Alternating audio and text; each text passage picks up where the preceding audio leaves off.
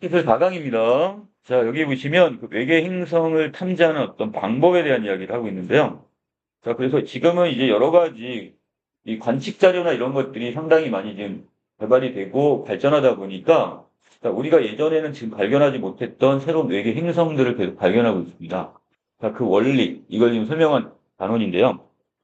자, 51 페그 B는 자, 최초로 발견된 외계 행성이랍니다. 자, 그래서 자, 외계 행성을 지금 이렇게 발견을 했고, 자, 이때 즉 태양이 아닌, 자, 이 태양은 어떻게 돼요? 항성이라고 하죠? 우리가 별. 이 항성이 아닌 다른 별 주위를 도는 행성이라고 했으니까, 자, 결국 여기 있는 이 51 페그 B는 결국 이 태양계에 있는 행성이 아니란 뜻이겠네요. 그럼, 그렇죠? 자, 그래서 외계 행성의 발견은 천체 물리학의 새 분야를 열었고, 이 행성에 대한 새로운 이해를 낳았답니다. 51 페그 B의 발견에 사용된 이 시선 속도법은 행성의 존재와 운동을 모항성의 운동을 감지하여 추정을 한다고 했습니다. 자, 그래서 자, 여기 있는 이 행성의 존재를 결국 이 모항성의 운동을 감지해서 추정한다고 했어요. 두 개를 같이 그럼 항성과 여기 행성 이 두 가지를 같이 통해서 이걸 찾아낼 수가 있다는 얘기가 되겠네요. 자, 시선 속도법을 적용하기 가장 단순한 경우는 이 등속 원운동을 하는 단 하나의 행성만이 항성 주위를 관찰자를 포함하는 면에서 공전하는 경우입니다. 이 대체적으로 지금 우리가 태양계 같은 행성들을 보면 약간 타원형으로 돌고 있잖아요. 근데 이것을 지금 가장 단순한 형태는 등속 원운동을 한다고 지금 보는 거야. 가정을 했어. 자, 이때 이런 경우에 또 단 하나의 행성만이 그 항성 주위를 관찰자를 포함한 면에 이것이 공전하는 경우. 자, 이걸 좀 더 단순화시킨 거예요, 지금. 우리가 이거를. 자, 이것을 예로 들어가지고요. 자, 아빠가 아이의 두 손을 잡고 아이를 빙글빙글 아빠 주위로 원을 그리며 돌리는 상황. 자, 이것과 비슷하답니다. 자, 아빠를 뭐로 봐야 돼요? 자, 항성으로 보고.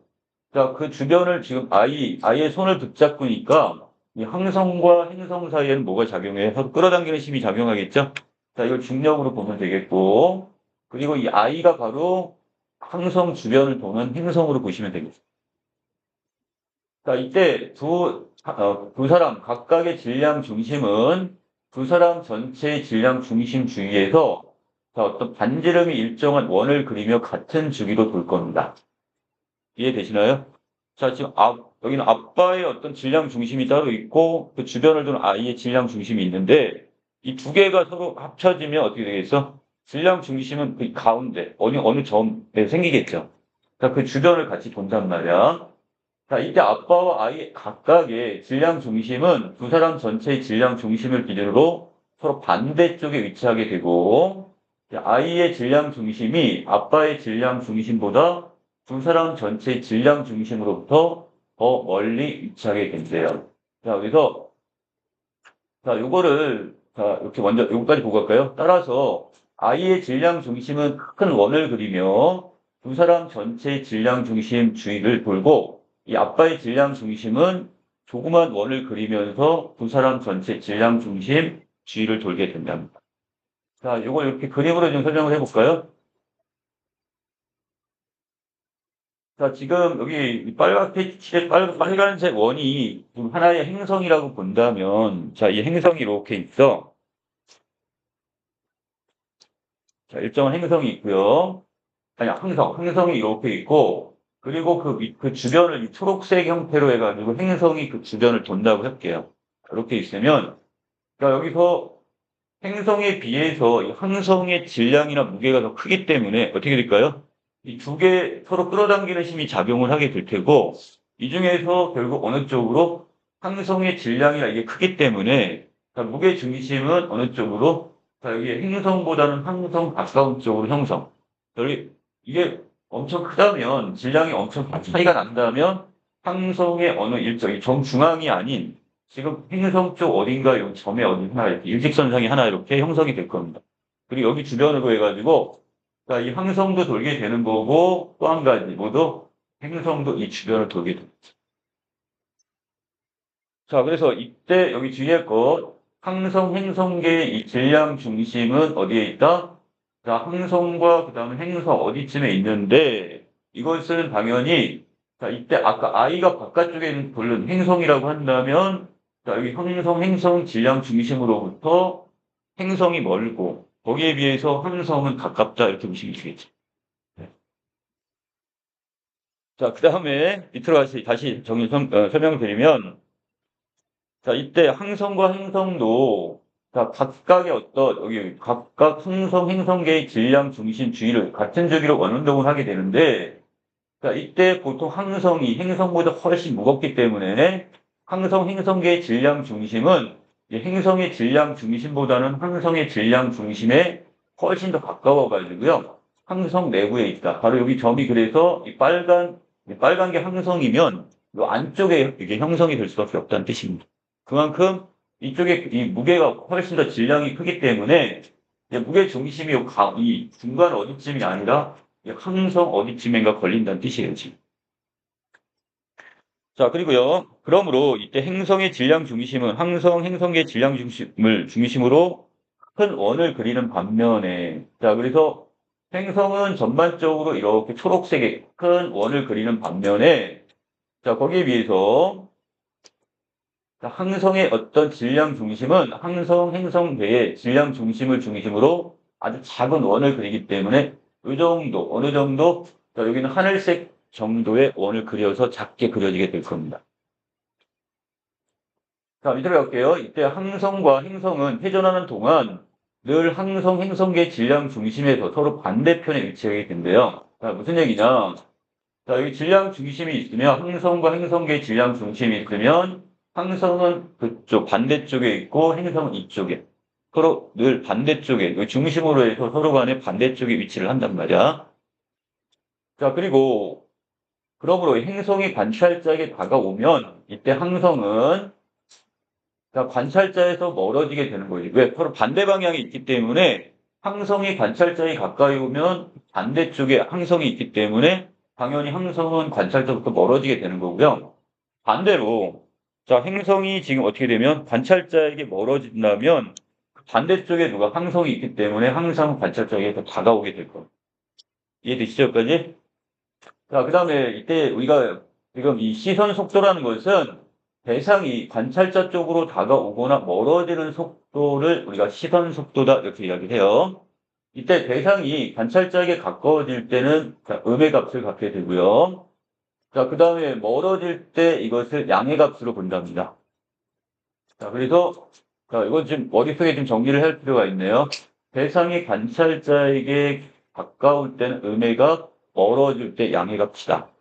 자, 이때 멀리 떨어져서 이 행성계를 관찰하는 관찰자에게 행성은 작고 빛을 내지 않기 때문에 관찰하기가 어려워요. 자, 이 행성을 우리 눈으로 우리가 육안으로 식별할 수는 없어. 빛을 내지도 않는데 얘는. 그래서 항성은 크고 빛을 내기 때문에 바로 관찰이 더 쉽게 되는 거죠. 우리가 항성을 관찰할 수가 있게 되는 겁니다. 자, 이때 항성 주위를 도는 동안에 행성이 관찰자에게 멀어지게 된다면, 자, 행성이 관찰자에게 멀어지면 그 상대편에 뭐가 있어? 반대측에 항성이 있을 테니까 항성은 가까운 거죠. 가까이 있겠네요. 관측자일 때. 그럼 이럴 때 이 항성의 시선 속도는 음의 값을 갖게 되고, 자, 왜? 가까울 때는 음의 값을 갖는다며? 자, 음의 값을 갖게 되는 거고, 행성이 관찰자에게 다가온다는 것은 반대측에 뭐가 있어요? 항성이 있을 테니까 항성은 결국 멀어지게 되겠네요. 자, 그럼 항성이 지금 시선 속도는 멀어지면 그때 무슨 값을 갖는다? 양의 값을 갖는다고 했으니까. 이 모함성이 행성과 짝을 이루어서 자, 행성계의 중심 주위를 도는 속도는 이 항성에서 나오는 빛의 스펙트럼의 변화를 일으키게 된 거예요. 자, 그래서 바로 이거죠. 이 도플러 효과에 의해서 이 이것이 각각이 중심을 돌면서 이때 빛이 이렇게 변화가 일어나게 되는데 그 색깔을 보고 이것을 우리가 이 거리나 이런 것들 짐작을 할 수가 있다는 겁니다. 자, 그래서 이 도플러의 효과에 의해 항성의 시선 속도가 양수로 절대값이 커질수록 빛의 파장이 길어져. 자, 이럴 때는 색깔이 무슨 색깔? 적색을 띱니다. 자, 적색 계열이 지금 빨간색이잖아요, 지금. 이 파장이 길어지고. 또 항성의 시선 속도가 음수로 나타나게 되는, 음수로 나타난다는 것은 가깝다고 그래서 멀다고 그랬어? 뭐, 가까워지는 거죠? 자, 항성이 가까워지면, 관찰적으로 가까워질 때 음수로 절대값이 커질수록 빛의 파장이 결국 짧아지는 청색 변이가 나타나는 거예요. 색깔이 푸른색 계열을 띈단 말이야, 지금. 푸른색이나 보라색 계열을. 자, 그래서 행성의 공전 주기에 맞춰 이 스펙트럼의 파장도 같은 주기로 변하는 거니까 우리가 이것이 공전 주기에 따라서 얘가 멀리 있느냐, 항성이나 이것이 멀리 있느냐, 가까이 있느냐에 따라서 결국 이 색깔이 달라질 테니까 자, 색깔을 관측을 하면 자, 여기에 따라서 자, 지금 어때? 자, 가까워질 때는 지금 멀리 있을 때니까 항성이 멀 때는 자, 어떻게 된다고 그랬어요? 전체적으로 양수의 값을 갖게 되면서 적색을 띠게 될 테고 반대로 가까울 때는 지금 어떻게 돼요? 이것이 음의 값을 갖게 되니까 푸른색을 띠겠죠. 푸른색 계열. 이걸 우리가 그 색깔을 통해서 얘가 지금 관측자로부터 항성이 멀리 있는지 가까이 있는지 알 수가 있다는 뜻이에요, 지금.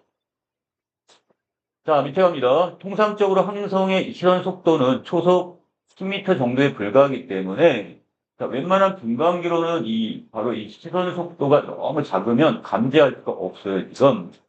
자, 그래서 도플러의 분광학을 이용해서 이 항성의 시선 속도를 기존의 분광기보다 더 정밀하게 측정할 수 있도록 설계된 자, LOD 분광기는 1994년에 자, 광학 망원경에 장착이 되어 작동을 시작을 했는데 자, 결국 LOD 분광기는 전체 가시광선 영역인 390에서 680. 자, 아까 우리 얘기했던 부분이죠. 자, 파장이 길어진 게 아까 적색편이라고 했잖아. 적색을 띠고. 자, 파장이 짧으면 이것은 청색을 띠게 되는데, 자, 우리가 그 빨주노초 파남보가 있으면 대략적으로 가시광선, 우리 눈에 보여지는 파장은 390에서 한 680, 보통 우리가 350에서 750을 보거든요. 자, 그러면 이쪽 오른쪽으로 올수록 여기가 뭐야? 파장이 길어지는 적색 편의를 띠게 되는 거고 파장이 짧은 쪽이 바로 뭐가 돼요? 저기 보라색 계열을 띠게 될 겁니다. 자, 그래서 이 최고의 해상도를 가진 스펙트럼을 얻게 되는데 자, 그래서 이 광학 망원경을 장착한 이 LOD 분광기는 좀 더 선명한 이 색깔을 얻을 수 있겠네요. 자, 1994년에 봄에 이 마요르와 이 켈러 팀은 이 LOD 분광기를 가지고 태양계로부터 75파색. 대략 계산했더니 한 75광년입니다.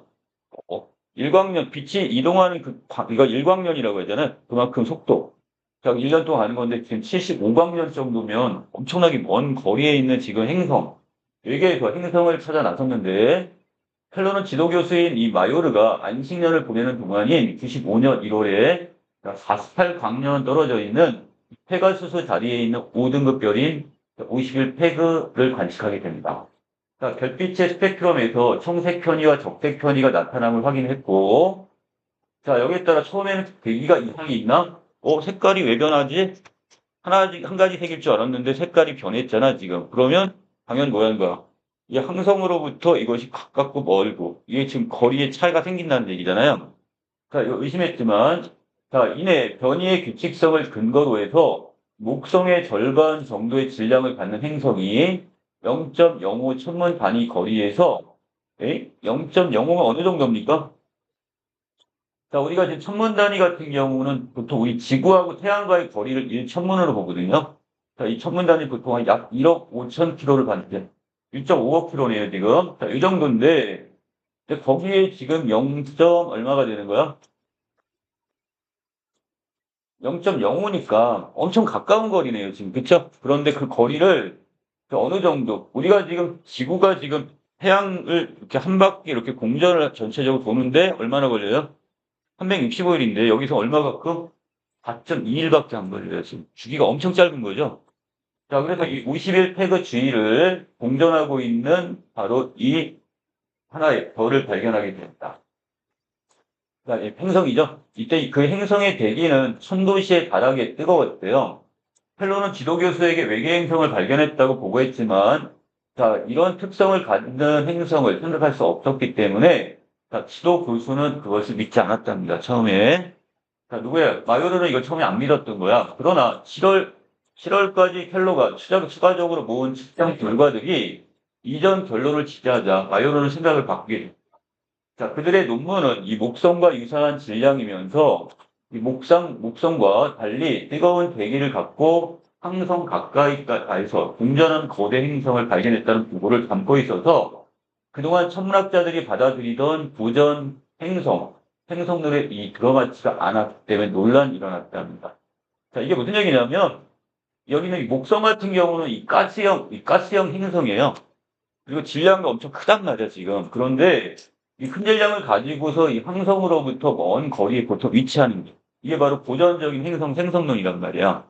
근데 지금 그 정도로 목성처럼 큰 질량을 가진 가스형 이런 행성이 지금 어디에 있는 거야? 바로 주변에 있으면서 그 뜨거운 그 천도씩이나 올라가는 이렇게 뜨거운 열기로 해가지고 걔가 어떻게 해요? 이걸 4.3일이었나요?